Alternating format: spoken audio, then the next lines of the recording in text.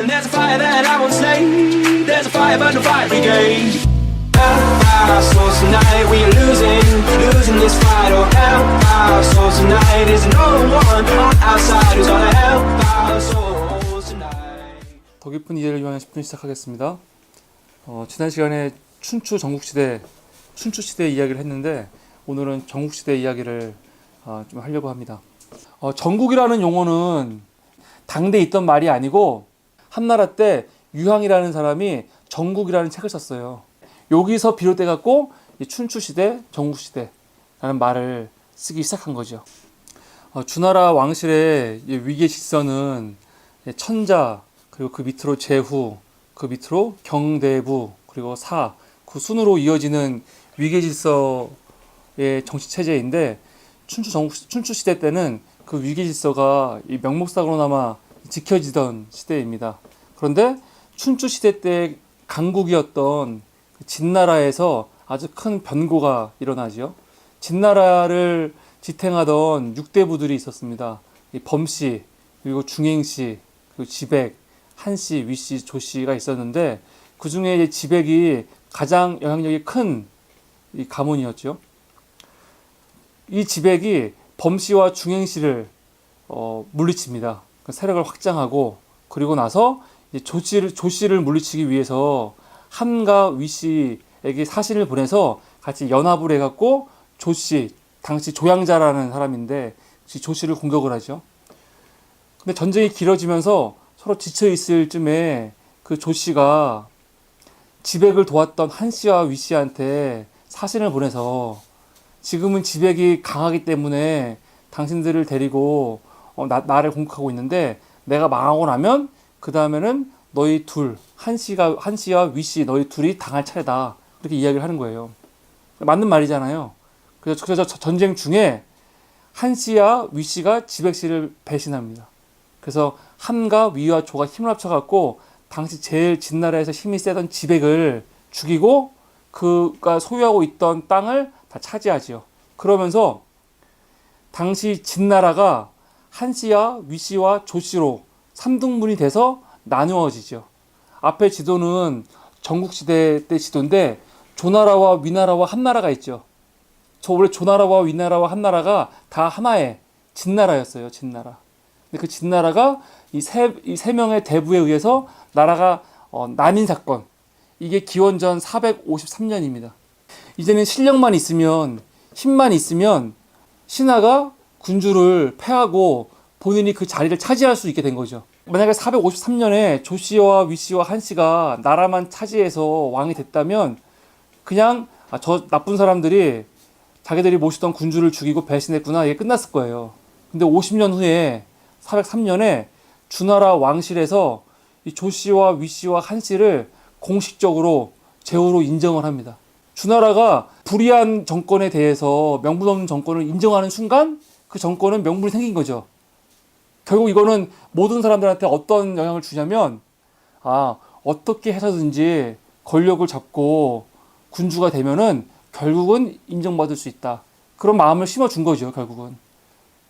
그러면서 전국시대가 시작이 되는 거죠. 그래서 춘추시대와 전국시대를 나눌 때 두 가지 기준은 조씨와 위씨와 한씨가 진나라를 3등분하는 453년으로 나눌 수도 있고 혹은 좀 더 명분을 중요시 여긴다면 그 50년 후에 주나라 왕실이 그 세 나라를 정식으로 인정하는 403년으로 나눌 때도 있는 거예요. 이 사건을 기점으로 춘추시대와 전국시대가 나뉘는 겁니다. 지금까지는 그래도 그나마 인륜오상이나 대의명분을 존중하던 시대였는데 이제는 정말 하급자라도 상황에 따라서는 주군을 제거하고 그 지위를 차지할 수 있는 하극상의 논리, 또 강대국이라면 이 약소국을 꺼리낌 없이 침입해서 땅을 빼앗는 병탈하는 일이 너무 당연해버린 아국강식의 치열한 힘겨루기가 이때부터 이제 시작이 된 거죠. 이거와 관련해서 유명한 일화가 예양일화죠. 예양일화. 이 예양은 원래 아까 6대국 중에서 처음에는 범씨를 섬기던 사람이었어요.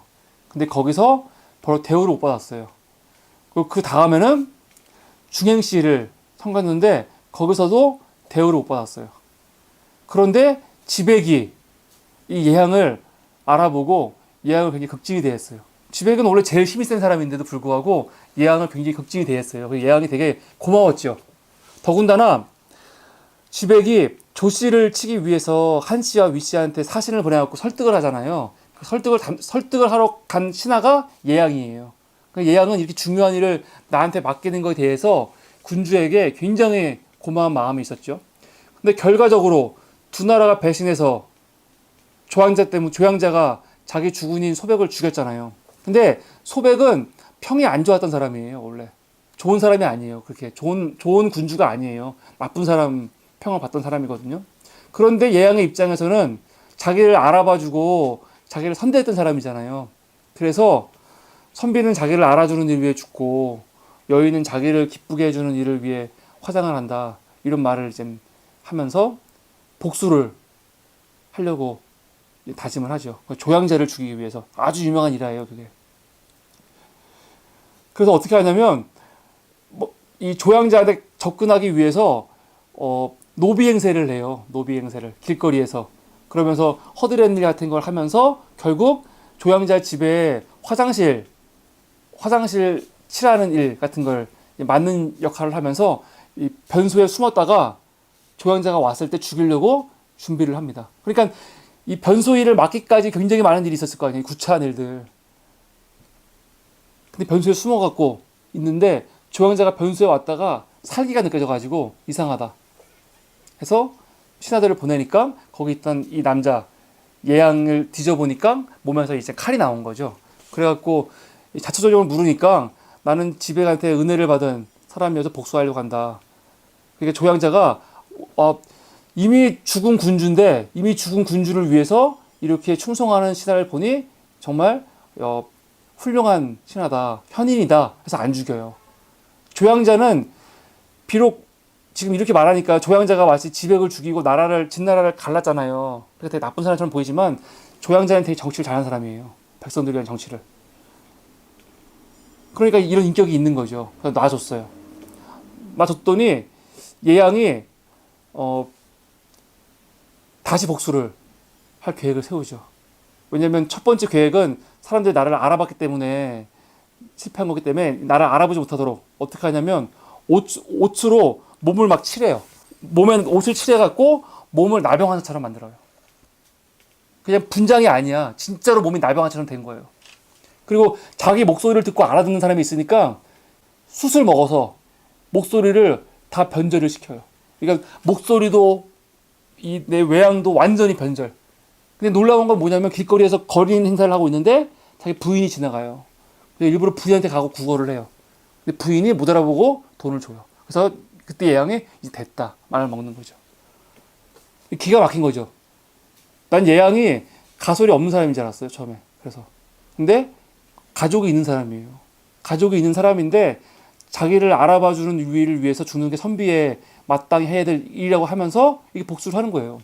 그래서 결국 복수를 하기 위해서 조양자가 지나가는 길목의 다리에 숨어 있었는데 거기에 말이 지나가다가 말이 기운을 느끼고 가지 않으니까 이상하다. 다리를 밑에 가봐라. 잡혔죠. 그러면서 조양자가 두 번째는 용서하지 않아요. 그래서 죽이기로 마음을 먹죠. 근데 그때 예향이 부탁을 해요. 당신의 옷을 좀 달라. 그래서 옷을 주니까 옷을 칼로 베어버리면서 이제 내가 집에 군주한테 가서 할 말이 있다 하면서 죽어요. 그래서 이게 이 사마천의 사기에서 굉장히 유명한 자객열전인데, 그러니까 사마천 사기에 보면은 자객, 협객 얘기들이 많이 나오거든요. 전국시대 때 아까 말했잖아요. 춘추시대와 달리 전국시대는 어떤 시대냐면은 나육강식의 시대잖아요. 군주도 없고 힘만 있으면 뺏고 하는 시대인데, 그런 시대 때 개개인들 중에는 자기들이 생각했을 때의 그 충, 이거를 위해서 이렇게 자기의 목숨을 버리는 사람들이 되게 많았거든요. 그러니까 나육강식의 시대라는 거는 나라와 나라의 이야기이지 그게 개인과 개인의 이야기로 가면은 또 달라지는 거죠. 이런 사람들이 되게 많았어요. 예향의 이야기. 하여간 결국 조 씨와 위 씨와 한 씨가 나라를 가르죠. 가르고 나니까 사실은 분위기가 좋지 않죠. 별로. 왕을 배신하고 나라를 세웠는데 이거는 뭐냐면 우리나라에서 쿠데타로 정권을 잡은 사람도 마찬가지예요. 본인이 군대에서 쿠데타로 정권을 잡았죠. 그럼 제일 먼저 경계하는 게 뭔지 아세요? 군대를 경계해요. 자기가 군인으로서 반란을 일으켰잖아요. 그러면 또 누군가 군인을 반란을 일으킬 수 있을 거 아니에요. 그러니까 칼로 정권을 잡은 사람은 당연히 칼로 무장한 사람들을 경계할 수밖에 없는 거거든요. 그러니까 본인도 이렇게 힘으로 정권을 잡았기 때문에 계속해서 눈치를 볼 수밖에 없었더라고요. 신하들의 배신을 두려워할 수밖에 없는 거예요. 배신으로 왕이 된 사람이 신하들의 배신을 두려워할 수밖에 없는 거죠, 당연히요. 세 나라 중에서 제일 먼저 왕이 된 나라는 위나라예요. 위나라. 춘추 시대에는 왕이 없었잖아요. 초나라만 왕이 있었고 이런 제후국에서는 왕이 안 나오는데 이 경대부들이 이 진을 멸하고 자기들 나라를 세운 다음에 공이 된 게 아니고 왕이 돼 버리는 거래요. 더군다나 이제 위나라가 이제 왕이 먼저 됐죠. 그러면서 사람들의 마음을 얻기 위해서 되게 좋은 정책을 많이 펴요. 그래서 백성들의 인기를 얻기 위해서 농지를 개간하고 수리시설을 늘려서 생산력을 높이고 또 개혁을 시도하죠. 그러면서 정말 잘한 게 뭐냐면 풍년이 들었을 때 곡식을 사들여요. 그리고 나서 흉년이 들면 이 곡식들을 백성들한테 어떻게 해요? 싼 값에 팔아요. 싼 값에. 이게 별거 아닌 것 같지만 되게 훌륭한 거예요. 어떤 사람들이 있냐면은 풍년이 들었을 때 샀다가 흉년이 들면 비싸게 팔아서 돈을 챙기는 경우가 많거든요, 사실은. 성경에 요셉이 애굽 바로의 힘을 키워준 거는 사실 이런 원리예요. 모았다가 흉년이 드니까 이 쌀을 주면서 그 당시 제후들의 땅을 다 뺏는 걸로 이 왕권을 잡은 건데 이 위나라 왕은 그렇게 한 게 아니고 백성들이 힘들기 때문에 싼 값에 오히려 준 거예요. 지금 구름 위에서 홍경래의 난 많이 나오잖아요. 홍경래의 난이 일어나기 직전에 조선의 상황은 어땠냐면은 농사가 너무 잘 돼갖고 쌀이 넘쳐나요. 근데 당시에 쌀을 맡았던 상인들이 있어요. 근데 그 상인들은 정부의 보호를 받아요. 근데 그 상인들이 어떻게 했냐면 쌀이 너무 많으면 쌀값이 어떻게 될까요? 올라갈까 내려갈까요? 당연히 내려가죠. 그러니까 쌀을 못 사도록 다 막았어요. 그리고 한 군데서만 쌀을 파는데 여기서 비싸게 판 거예요. 쌀이 넘쳐나는 쌀이 시중에 나오면 백성들한테 너무 싸게 먹히니까 백성들이 굶던 말던 관계없이 있는 쌀을 다 그냥 썩히고 못 나오게 하고 일부에서만 쌀을 나오게 하는데 그것도 비싼 값에 파는, 지금 위나라와 비교했을 때는 말도 안 되는 거죠. 이런 일 때문에 홍경래의 난이 일어난 거예요, 결국은. 그러니까 나중에도 보겠지만 위나라에서 지금 핀 정책 너무 사실 상식적인 건데 풍년이 들었을 때 쌀을 값싸게 많이 갖고 있다가 정부가 기근이 들고 힘들면 백성들을 위해서 싸게 내주는 거, 이게 상식인데 이렇게 정치를 핀 곳이 인류 역사에 많지 않아요. 그렇게 너무 당연한 건데 이렇게 해서 결국 아주 위나라는 성공적으로 정치가 되니까 그 주변 나라까지도 다 이 정책을 따라가요. 그러니까 한 나라가 성공을 하니까 다른 나라도 이런 좋은 정치를 따라하는 거죠. 이런 개혁은 이제 위나라에서 시작되어서 제나라, 초나라, 그리고 진나라까지 추진되게 됩니다. 춘추 시대 땐 춘추 5패가 있었잖아요. 춘추 5패가. 그런데 전국 시대에는 전국 칠홍이 있었어요. 칠홍. 춘추 시대에는 수백 개, 200여 개의 나라들이 있었고 그 중에 뭐 유명한 나라들 몇 개만 얘기하는 거지만 전국 시대에는 나라 자체가 몇 개가 없는 거예요. 거의 대표적인 나라 7개 정도. 그 7개 중에 3개는 진나라가 망하면서 쪼개진 새 나라고. 그러니까 지도를 보면은 맨 서쪽에 진나라가 있죠. 이 진나라가 진시황의 진나라예요. 이 진나라와 나머지 6개 나라의 싸움이에요. 그러니까 전국시대는 진나라 대 나머지 6개 나라가 어떻게 관계를 맺는지, 그러니까 주 내용입니다. 그러면서 나오는 게 장의의 연행책과 소진의 합종책이에요. 합종책은 뭐냐면 진나라가 너무 강하니까 연나라의 소진이라는 사람이 나머지 6개국이 다 힘을 합쳐서 연나라를 막아야 된다라는 거예요. 너무 맞는 말이죠. 그래서 연나라 소진이 너무 정치를 잘해가지고 말을 잘해가지고 다 규합을 해서 진나라를 망해요. 그래서 진나라가 성장할 수가 없었어요. 그래서 고민이 있었는데, 근데 진나라 해문왕 때, 해문왕은 진나라에서 아주 손꼽히는 명군이에요. 그 해문왕 때 해문왕이 위나라 사람이었던 장이라는 사람을 중용을 해요. 장이가 낸 계책이 뭐냐면 연행책. 뭐냐면 합종책을 깨기 위해서 진나라가 한 나라 한 나라 다 만나면서 관계를 개선을 해야 됩니다. 동맹을 다 맺어야 됩니다. 한 나라 하나 다 동맹을. 그러면 여섯이 똘똘 뭉쳐 있는 게 깨질 거라는 거예요. 그래서 이 장이와 서진은 둘이 친구거든요. 친구인데 서로 다른 정책으로 이 대결을 하는 거죠. 굉장히 재미있는 이야기입니다.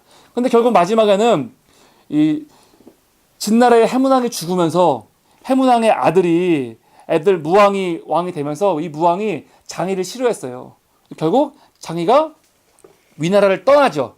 떠나면서 나머지 육국이 다시 합동책을 맺으면서 진나라가 다시 한번 발전하지 못하고 좀 이렇게 머무르는 이야기가 있죠. 결국은 다시 진나라가 이 진시황 이후에 통일을 하지만 이때 장이가 떠나가면서 잠깐 주춤하는 거죠. 이 대진대국이라는 아주 유명한 이 중국 드라마가 있어요. 대진대국이라고. 이 진나라 주인공이 돼서 나오는 이야기인데 여기서 장이와 진나라 해문왕이 둘이 주인공이거든요. 그래서 진나라 같은 경우는 다른 나라보다도 먼저 법가 사상을 받아들인 나라죠. 그래서 법가를 통해서 아주 엄격한 정치를 통해서 나라를 강대하게 했던 춘추 전국시대 때 이야기를 하자면 절대 빼먹을 수 없는 것 중에 하나가 이제 제자벽가죠. 그때가 가장 혼란한 시대지만 그때 유명한 중국의 모든 철학이 다 나온 시대입니다. 오늘은 전국시대 이야기를 했습니다. 내일은 지금 잠깐 소개한 제자벽가의 이야기를 하도록 하겠습니다. 경청해 주신 여러분 감사합니다. 팟빵을 듣고 계신 여러분 감사합니다.